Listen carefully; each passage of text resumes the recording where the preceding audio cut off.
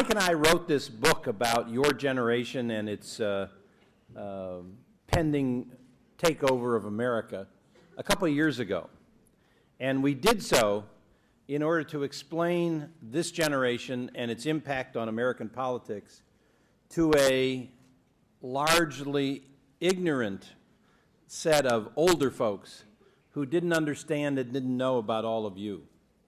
We did so in the book before all of the events of 2008 took place, and because we were so right about what would happen in '08 before it had happened, we've had a chance to talk to older folks about the Millennial Generation in many settings over the last year and a half. The events that we look forward to, however, are those where we get to talk to millennials, because you guys are fun, and you guys are the future of America, and it's what we hope will be America's next great generation that we get to address when we talk to millennials. However, let me say that one of the things that we'll talk about here and explain is how you fit into a larger historical pattern of American history and where your place is in that history, and we hope that the historical lessons we share will also give you confidence in your ability to meet the challenges that have been so clearly laid out by the previous two speakers this morning. And so what we tell folks is that your generation is about to take over America. We use as an illustration the picture of people celebrating and participating in the inauguration of President Barack Obama as the next President of the United States on a very, very cold day in Washington that only young people could tolerate being outside at.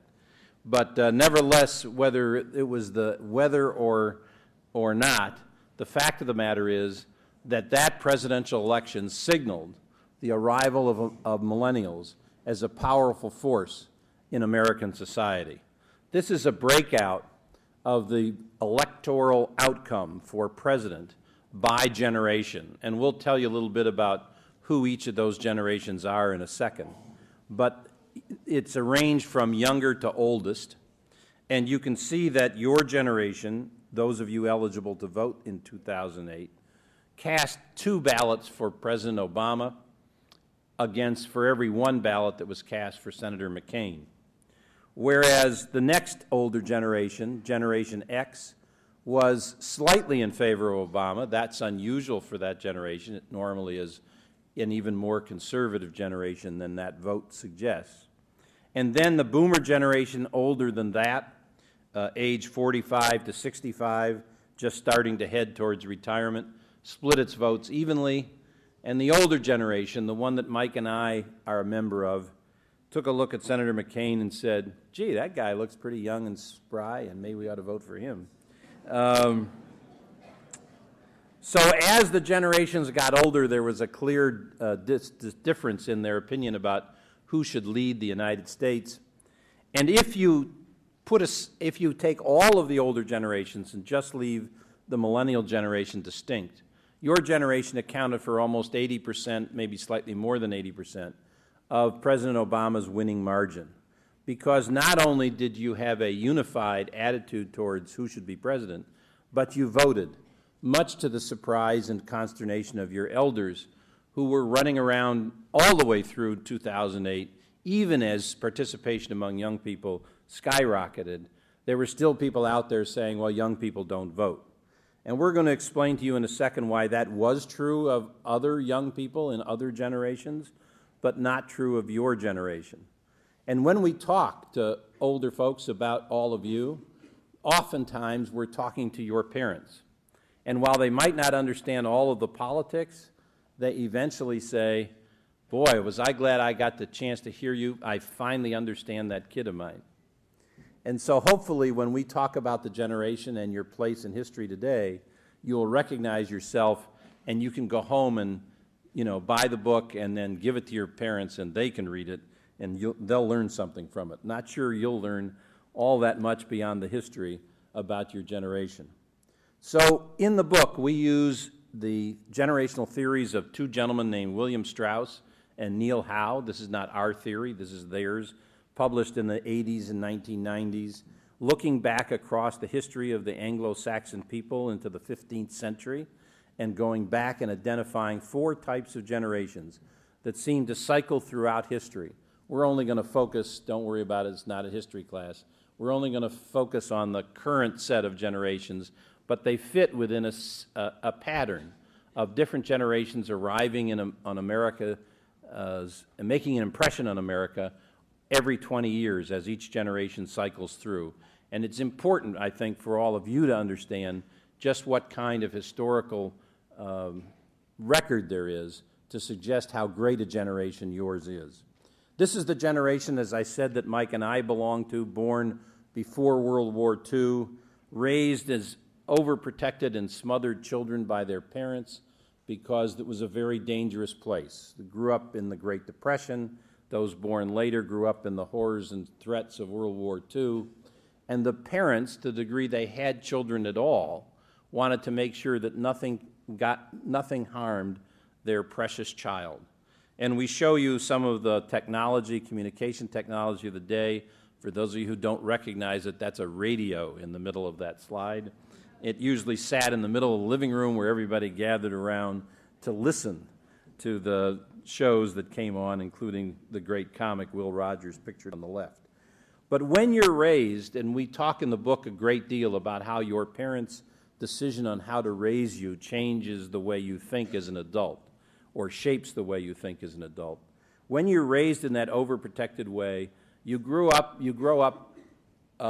very risk-averse, not inclined to take risk, in other words, and a tendency to conform with what people tell you to do and look for compromise as a solution to problems rather than asserting just a singular point of view. And that generation is pretty much out of the workforce. All of us are headed towards retirement, hopefully staying alive for another 10 or 20 years. Not necessarily the most important generations in your life, but maybe some grandparents amongst them, you might recognize them. This is the generation that is very important because these are the folks who gave us the economic problems that you've just heard about from Anya and from the previous speaker. These are the baby boomers. Everybody came back from the war. They kind of missed each other. They had lots of kids. And kids were a wonderful thing because they hadn't been around. They never thought they might live to see the day they had children. So parents pretty much indulged their kids. Now, I don't want to give away what you watch on the internet in the way of television, but on the left-hand side, for those of you who are Nick at Night or TV Land devotees, is a picture of Leave It to Beaver. And that was the sitcom in American television that described the way baby boomers were raised. The Beaver is the youngest of the 2 boys. He and his older brother Wally would get in trouble in the course of an episode. Their mother, June, I believe is the right name, they'd come home and June would tell them, boy, are you in trouble? Wait till your dad gets home, right?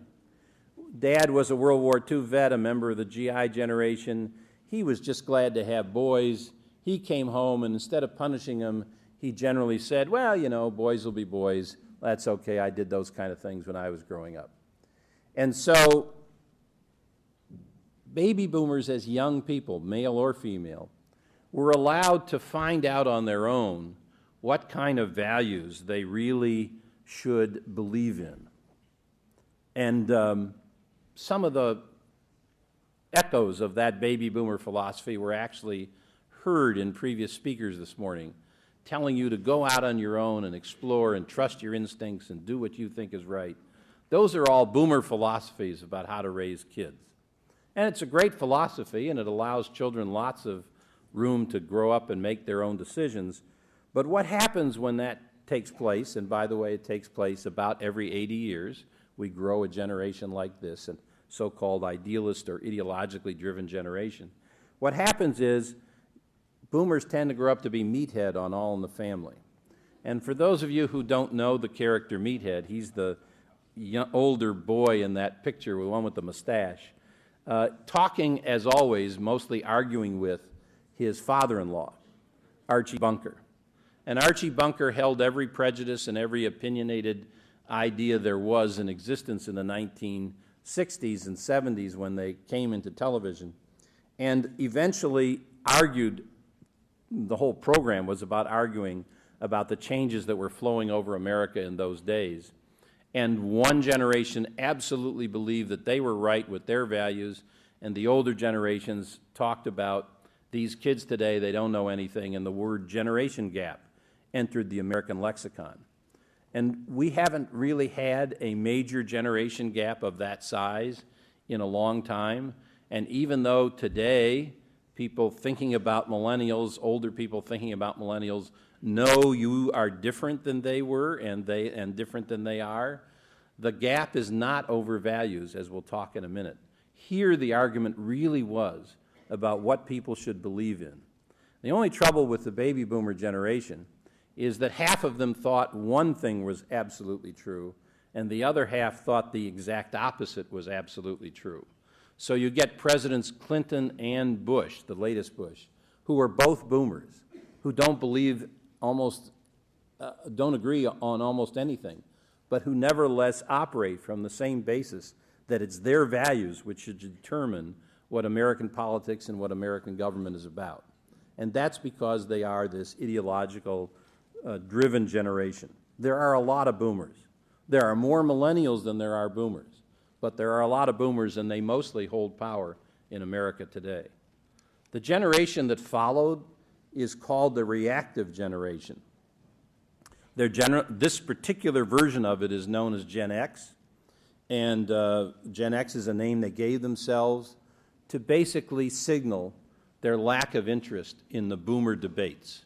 They didn't even want a name. They didn't want to be labeled. They were tired of divisive ideological conversations. Now, some of that comes from the way they were raised. This is a small generation in relationship to both boomers and millennials. So one of the things that they've had trouble doing is asserting themselves in national politics because the numbers aren't there for people to pay attention. It's also true in media, but it's changing. But as they were young, it was very difficult to get anybody's attention. And so they basically withdrew as kind of alienated young people, portrayed in this sitcom, which you may recognize. On the left, that's the Bundy family from Married with Children. Any of you ever watched that show? You may find it hard to believe because Fox is such a part of our daily life these days, but that was the show that made the Fox network a viable economic entity. It was the, quote, fourth network. Imagine that. There used to be only 3. Now there are 500. But back then, having a fourth network was a big deal. And Fox took on the sensibility of the Generation X. They maintained that sensibility and understanding of that generation ever since with this program called Married with Children, where everybody hated each other and nobody got along. And that was the portrayal of the American family in those days. It was a very funny show, but it sort of captured the fact that boomer parents and others of generations who had Gen X kids were busy in their own lives. Women were now out of the house. They were working. They needed to. Inflation was double-digit in order for the family income to maintain itself. Both parents needed to work. Besides, they had new sexual freedom from the invention of the pill, and they were out there and not available to take care of kids. This is the first generation where we saw latchkey children. Latchkey kids were kids who wore their latchkey for the front door around their neck to school because when they came home, there wasn't going to be any adult present until the workday was over. This was a brand new phenomenon in America. Well, if you leave kids alone, and think of the movie Home Alone, where the Gen X kid, you know, the parents arrive in Paris before they realize they left the kid at home. And that child, that very typical Gen X child, defeats every single institutional figure, police, other adults in the movie, and defends his house. That's a very good capture of the risk-taking entrepreneurial attitudes of Generation X. Another way television captured that is with a show that you do recognize, right? Because you all still remember Friends. And what Gen X did, no, you don't, okay. What Gen X did was instead of having parents as people they could hold on to and use as guides, they were forced to make their friends their family. And that's what Friends, literally the television program talked about, was the creation of a family from 6 people on their own in the big city, figuring out life. Not always well, but always figuring out life as friends. And so if you do have Gen X friends, if you have slightly older adults, people slightly older than you, who are in this generation, the thing that will always get them talking is if you ask them about their friends. I tell you this, it's important, because when you go to work, this generation is likely to be your boss. It's most likely that Gen X will be your supervisor. Gen Xers and millennials don't necessarily get along, but older people think all young people are the same, so they're constantly ascribing Gen X values and Gen X behavior to your generation, even though that's not true, and we'll show you a picture of that in a second. But it's nevertheless important for you all to understand this generation, because they're likely to be your first guides and mentors, as unhelpful as they may be when you go to work. And when they don't talk to you and they don't spend the time that you think they should, don't blame them. It's a generational thing. Okay, here's the last kind of generation in the 4 types, and then we'll get into millennials in a little more depth. This is called a Civic generation, and we put the names of 2 Civic generations up there. One is the GI generation, born at the turn of the last century.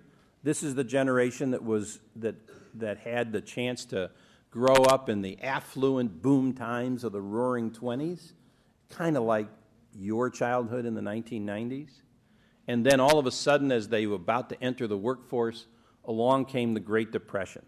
We've talked about the Great Recession, and our previous speaker gave you lots of data on just how bad that recession was, and hopefully he's right about his prediction about it being over. But that was nothing compared to the Great Depression. 25% unemployment, breadlines, no Social Security, no unemployment compensation. People were on their own. Parents shipped kids off to whatever relative had enough income to put food on the table that they could no longer afford. And so in that generation, the children were raised in a very protected way because times were frightening. But the generation itself grew up and took on those challenges, overcame the Great Depression, fought World War II as the frontline soldiers, won the battles in the trenches, and basically established the America that we know today. It's an America that's rapidly changing, but the America of the second half of the 20th century is the America that the GI generation created. Well, you're the same kind of generation, very oriented to solving problems as a group and building institutions that we don't know about yet when you become adults. You first appeared on television in a program called Family Ties. You probably do recognize, I hope, Michael J. Fox over on the left. He was a conservative Gen Xer in the program, and his 2 younger siblings, the young woman in the front and the baby, were the first millennials. But your parents figured out how to raise kids, by watching the Huxtables, which is the Bill Cosby show on the other side of that chart.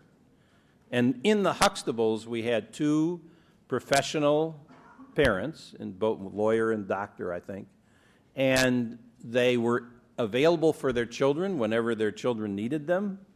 Both mother and father, a brand new idea in America, both mother and father were heavily engaged in the raising, disciplining, and in nurturing of the children. And of course, the children were all wonderfully bright kids, extraordinarily talented, and they never left home. And that's kind of the story of the millennial generation. So when that generation grew up, they did not grow up to be Generation X. And so this is the Time magazine cover is a portrayal in 1990 of the Generation X that we just talked about, that are likely to be your bosses. Alienated, dressed in black, not smiling, not looking at each other, very autonomous individuals who want to do things on their own.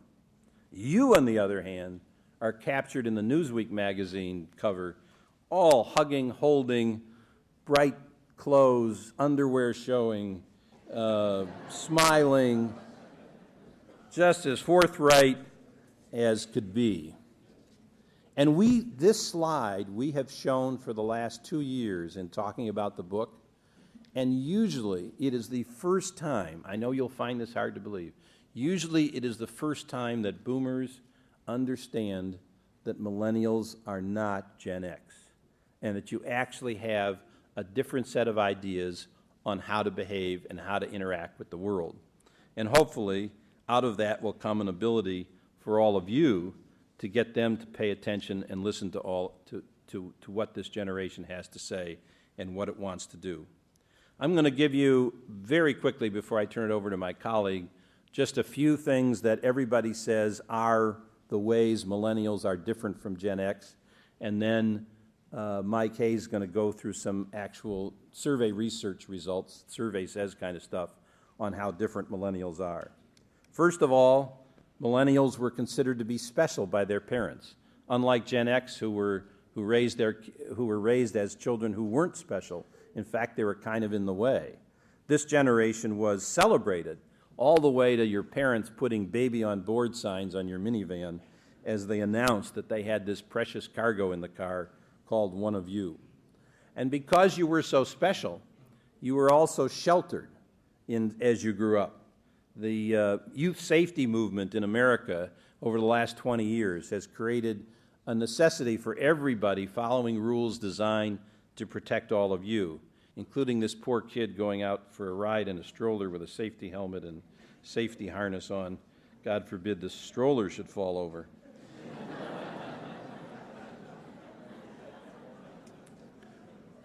Well, when you are raised as special kids and sheltered from anything that might come to harm you, you grew up to be a very confident generation. Anya talked about how optimistic this generation is, and she's absolutely right. Parents were told by Bill Cosby and all of the people writing books that it was very important for children to have high self-esteem. So every time you did something, parents, and under the instruction of the parents, the grandparents, always said, "Nice job," whether it was or not. And so every time you did something, you were encouraged to keep doing it. And that makes people, just the way Anya described them, makes this generation extraordinarily optimistic. And if you weren't confident before, the election of a president of the United States through the power of your generation and its voting behavior and its organizational activities convinced all of you that you are capable of changing the country and making history. You're also very team-oriented. Smiles of recognition. Yes. So,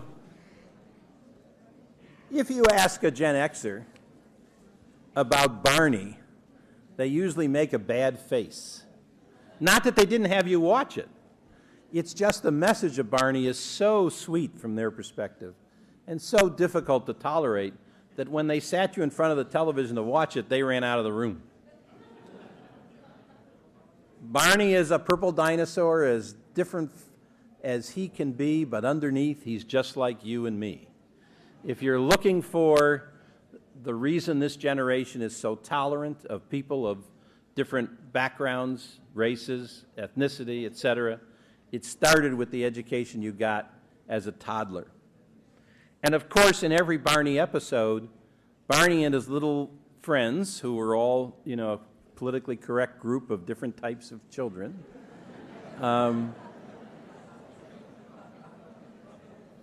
they encountered a problem, not a gigantic problem, but nevertheless enough to create the dramatic tension. And the way the episodes resolved the tension was to find a solution to the problem that worked for everybody. In our business school, we call these win-win solutions, and we're very proud of finding win-win solutions. Millennials think that's the only solution that makes any sense, is a consensus-driven outcome. Notice how different that is than the boomer idea of a good solution, which is my right idea beats your wrong idea. That's a boomer outcome. A millennial outcome is let's talk about each other's ideas, find common ground, and come to a consensus on what should be done. Now, even though the parents raised that kind of a generation.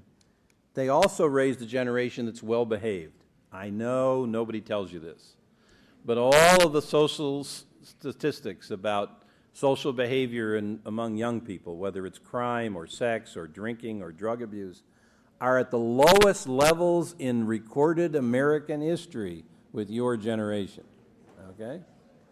Now, I don't have time to show you all the data that proves that, but the book has the data to prove it. And guess who is still setting new records for increased alcohol consumption? Binge drinking is the latest story. Drug abuse before that. Boomers! Of course, the very people who tell everybody how bad the kids are today, okay? Wrong.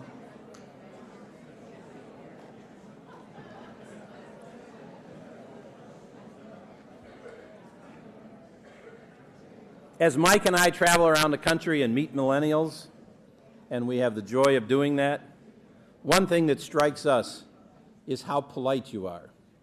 Because the youth that we remember were rude, obnoxious folks, and you guys are all nice and polite.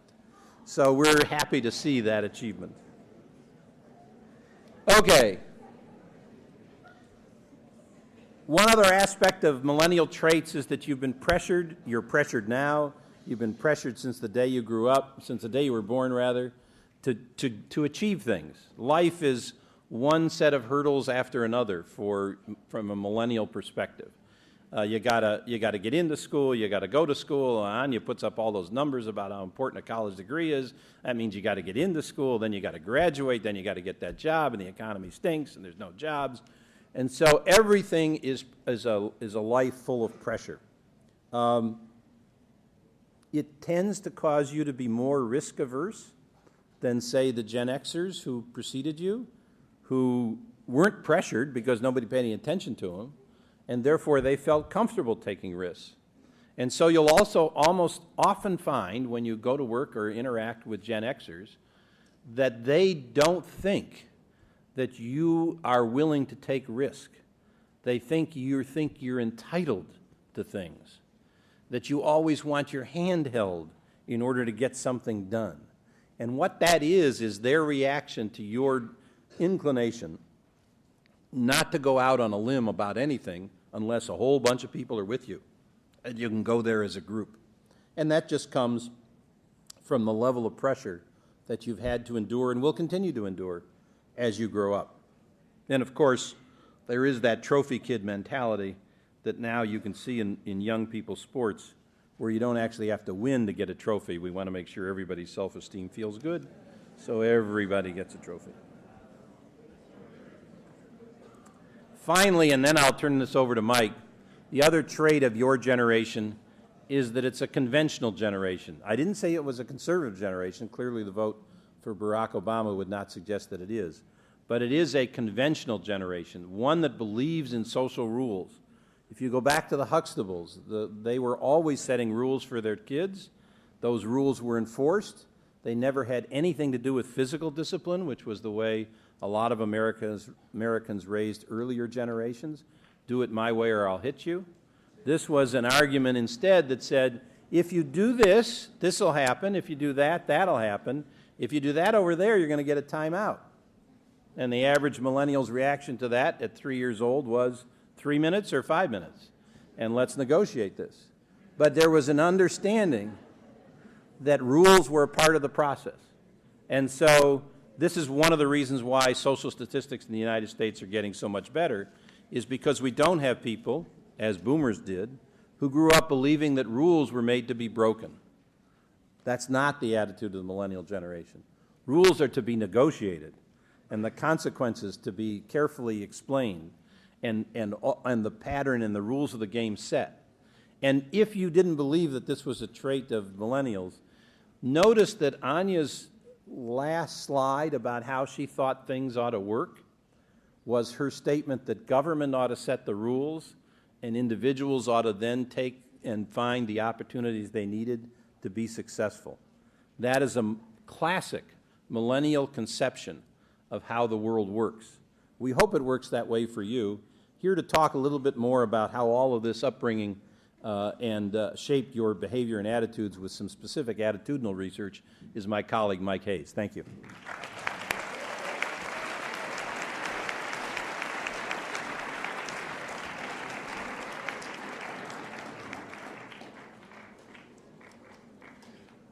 Thank you.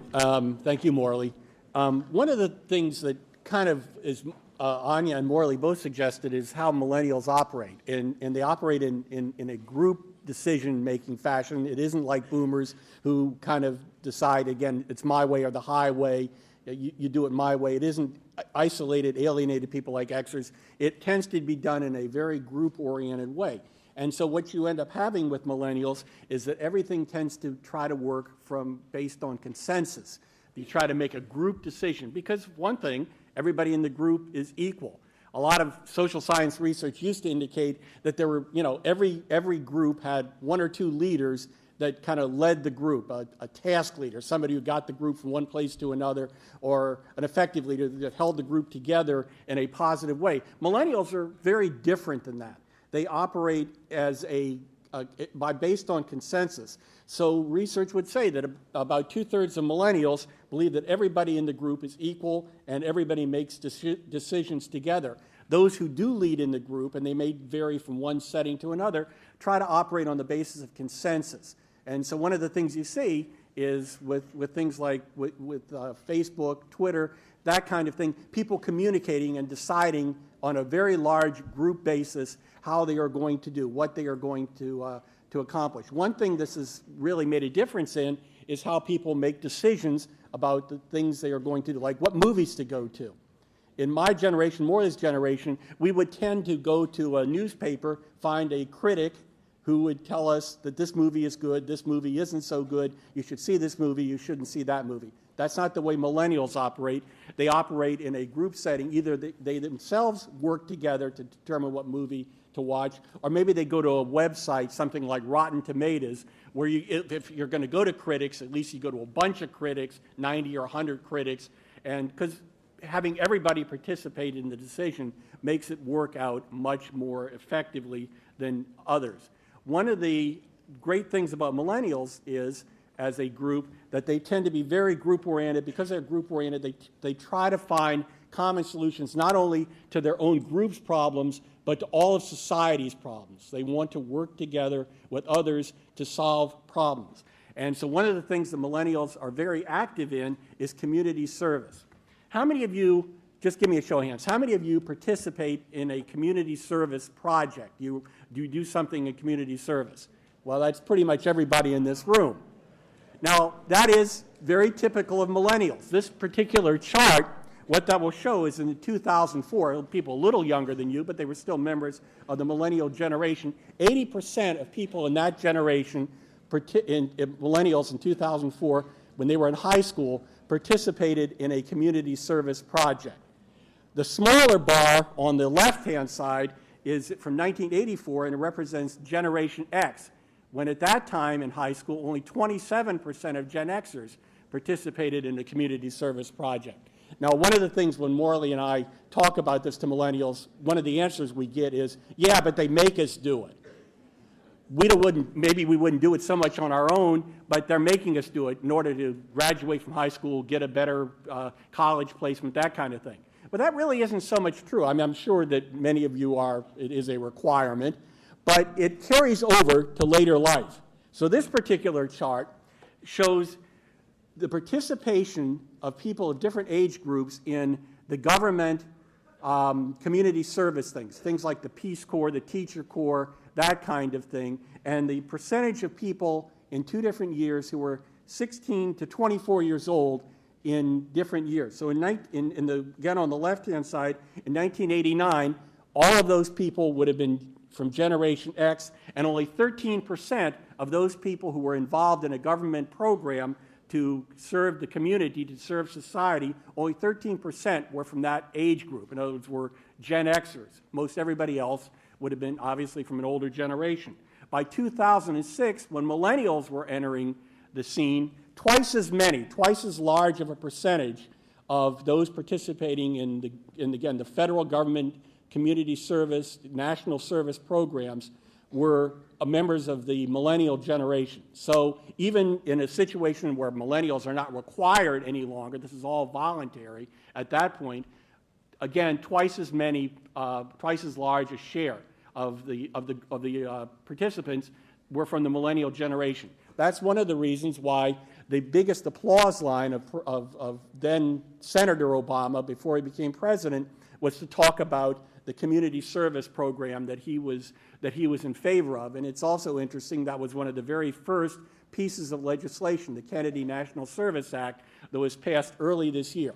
Now, there were a lot of advantages to that.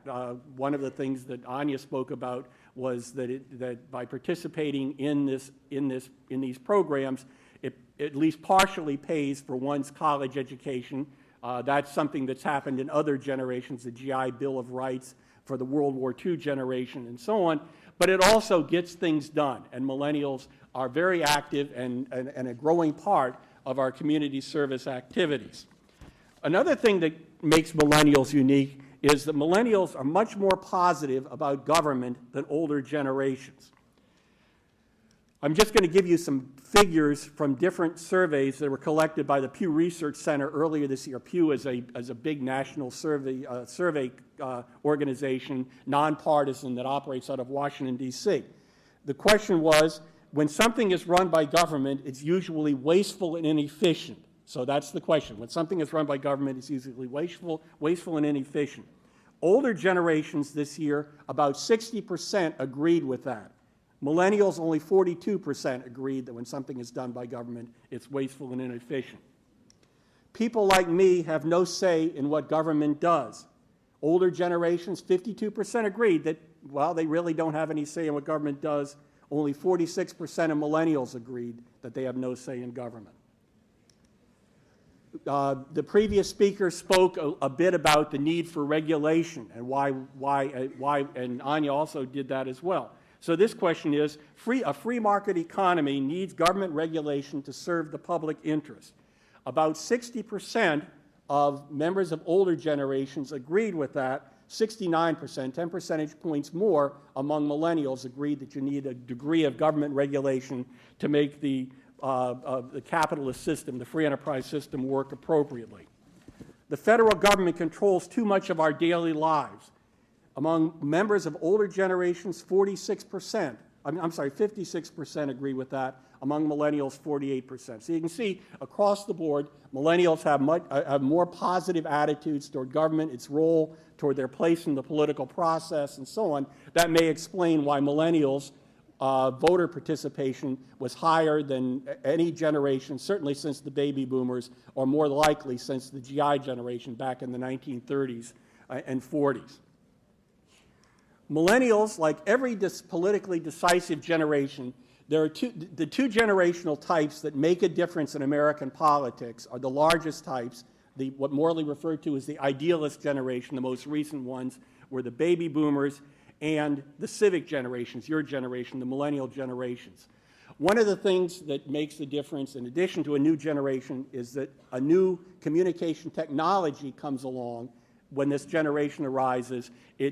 The new generation can use this technology to mobilize itself, and so right at the current time, we have a new technology, a new communication technology, social networking sites like MySpace, Facebook, and YouTube. One of the main reasons that the Obama campaign was so successful was its use of the internet and its use of this technology. What makes this so unique for millennials is this is the first time, all in previous history, whenever a new technology came along, television in the 1950s and 60s, radio back in the 1920s and 30s, the telegraph back in Abraham Lincoln's day, and so on. What makes this unique is that it is not a broadcast technology. It isn't somebody in the center talking to people around and giving one point of view. Instead, everybody in the society is capable of influencing everybody else. And so this really is a very new, very different situation that we are seeing. In our book, we talked about 2008 and the current era with the emergence of the Millennial Generation, we are in the middle of what we refer to as the fourth civic realignment in American history. A political realignment occurs every 40 years. A civic realignment occurs every 80 years in American history. Civic realignments occur at the most unique and important times in American history. On the one hand, what you see is great trauma, great peril, great pressure, but on the other hand, great opportunity. So the first civic realignment we had in American history occurred around the time of the American Revolution. Now think about all the problems we talked about today, the things that people are going through, the bad economy, the changes that are occurring globally, and so on. But imagine you were back in the 1770s, and it was just as traumatic to people then as what's going on now is to people at the current time.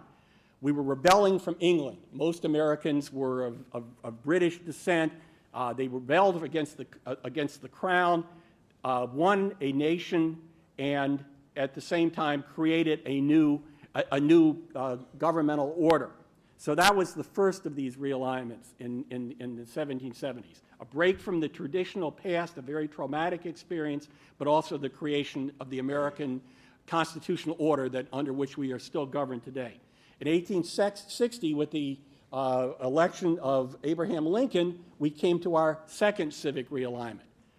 We, on the one hand, had a civil war. It was the most devastating war that America has ever had in its history. More people were killed in that war than were killed in all of the other wars combined in American history. It's how traumatic it was. The country literally fell apart.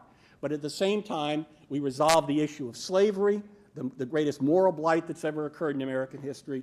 And we also made a decision that, as Abraham Lincoln said, the country could not stand as a house divided, part slave and part free, that federal law was going to be supreme. Federal law was going to govern the day. It couldn't be a situation where one state was slave, another state was free, and so on.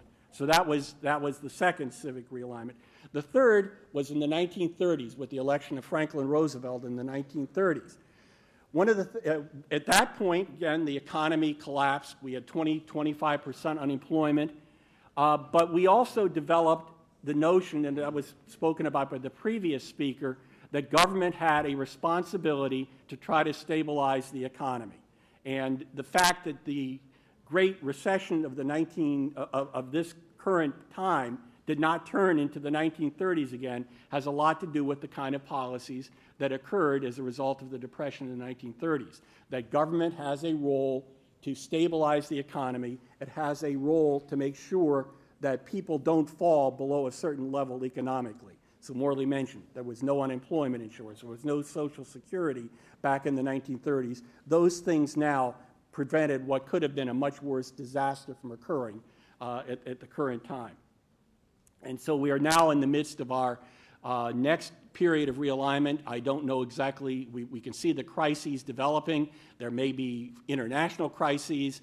The next 10 or 20 years are going to be periods of major difficulties for America, and unfortunately for your generation, that's the downside. The upside is that civic generations like yours have resolved these issues in the past and have moved this country onto a better era. So it's a time for you all of both peril and opportunity for America and for you. So let us take a look at what happens in civic realignments. One of the things that occurs in civic realignments is that we leave behind things like we leave behind the moral disputes, the moral crises of earlier eras, and we resolve basic political issues. In civic eras, Americans want active government. This chart demonstrates how much more Americans would like to see regulation of business. This question in 3 straight recession years, 1981, 1991, and 2008, asked the question, people to agree or disagree, there was too little regulation of business, and you can see that each successive year, each successive recession year, people said, yes, they agreed more that we need more regulation of business. Question was asked, are you concerned that government will become too involved in health care? Among older generations, 47% agreed with that. Among your generation, millennials, only 36% agree with that earlier this year. millennial civic eras result in a variety of different kinds of changes that occur. They, first of all, result in a greater level of economic equality. The dollar bill that you're seeing here in 1929 shows that the percentage of the total wealth held by the largest top 1% of Americans in 1929, just before the Depression, was 50%. In other words, 1% of the population held 50% of the wealth. In 1949, that dropped to 30% as a result of the Depression, as a result of President Roosevelt's taxation policies and so on. It rose to 40% again in 2001, probably got close to 50% before the decline. We would expect economic inequality to decrease to a great degree. And finally, just to give you an idea of the importance of your generation, this particular chart shows how your generation is going to increasingly dominate American politics and American society in the future. In 2008, only 41% of millennials were eligible to vote. Millennials made up 17% of the electorate in 2008. Still the same number as senior citizens. By 2012, when Barack Obama likely runs for re-election, your generation will make up 61% of the electorate. 61% of your generation would be eligible to vote. That would make up 24% of the electorate. By the year 2020, all millennials will be eligible to vote, and your generation will be 1 out of every 3 voters. A huge, important force in American politics, particularly if this generation remains as united as it was when Morley's chart, on the first chart that Morley showed you. So that's where your generation is headed. I think we are in for some perilous times, but also some times of optimism and opportunity as your generation gets a chance to do what other great civic generations have done in the past. So the millennial era has indeed arrived. Thank you very much.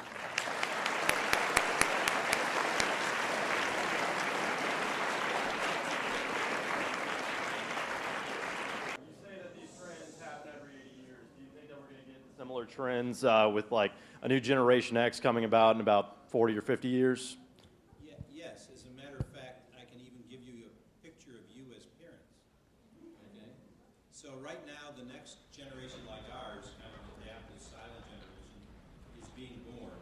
They're not in school yet, but all the toddlers preschool are of this next generation. They're not actually millennials. And they're being raised by, obviously, Gen Xers and some other folks. But you get to raise a group of baby boomers. You get to raise that idealistic, rebellious generation that will tell you what they think of you and why you're wrong.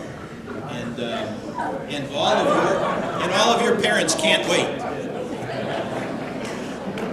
If millennials operate in group settings and networks, what informs their decisions? What brings them to a decision? Because it seems to me that the old model of opinion leaders doesn't seem to be functional with this generation. I want to comment on that, please. Well, I think the main thing that formulates their decision is one another. They work together, they talk together, they communicate together online as much as anything else to inform their decisions, and they base their decisions to a large extent based on consensus, based on let's getting together the notion of the entire group coming to a decision together. The idea is that if everybody agrees, first of all, it'll make everybody happy, but secondly, it probably will be a better decision because everybody agrees, because we've considered all the alternatives, presumably, and it will make for a better decision than if one or the other, one or two members of the group decide for everybody. If everybody's done a great job, I've been taking notes the whole time. If I can read my writing, I'll be all right. We just finished a study. We're having a press conference, Senator Graham and I, the next couple of days on civic health, basically in Florida, but using Florida as a springboard for the United States. And to put it simply, Florida's civic health stinks. It's a legal term. We are 46th in the country in terms of civic health, based on voting patterns, volunteerism, working together to solve a project, et cetera. And this trend is nationally when you look at it. Very few states have any really good civic health. The states with the best are where churches are the strongest, like the Mormon Church out west. Where in it, with all these figures you've shown us about the millennial generation and that, when do they become an efficient enough force to change this? Because you're talking about their involvement, their ability to solve problems and do it, but we don't see it, and I'm all for it, by the way, but how long do we have to wait before they become a real factor, not just in the election process, but in our daily civic lives? Let me try to answer that, Representative Frey. Obviously, it's going to start initially in the electoral process. You mentioned that, and we are already beginning to see the voting turnout for millennials higher than, again, any generation, at least in 40 years, and perhaps back further than that. But it will be when the generation is 20 years from now, 30 years from now, in positions of power, we are going to see a variety of different kinds of attitudes. It's going to take a while. We'll have to get through some of the crises that occur first, and the generation is going to have to replace older generations in these positions of power. But I think it will happen. When I was writing my doctoral dissertation back in the long time ago, but back in the 1970s, there was a lot of writing about American political culture being a civic culture where we operated together, we operated in groups, where we solved our problems on a community basis. People not only voted at high levels, they trusted government, they participated in government, they participated in community organizations that resolve problems like Kiwanis, things of that nature. And it took a while to have all of this come to a crashing halt. And by the 1990s, the early part of this decade, people were now talking about bowling alone. They used to have bowling leagues, and now people would go off to bowling alleys and do these things by themselves. It's going to take a while, but I would say in 20 or 30 years, when millennials are now running government, as they will, fortunately, I think our civic health will improve to a large degree. I'd only like to add that as soon as the boomers let go and Gen Xers die, we'll be all set. So you've got a generation ready to take on that challenge, but you've got too many people standing in the way of letting them do so. You're going to hear a little bit this afternoon from Maya and Ista from mobilize.org and the work they've done to mobilize this generation. More and more of that will occur as organizations like hers are allowed to take the lead in America's civic life. Thanks, everybody, for being a great audience.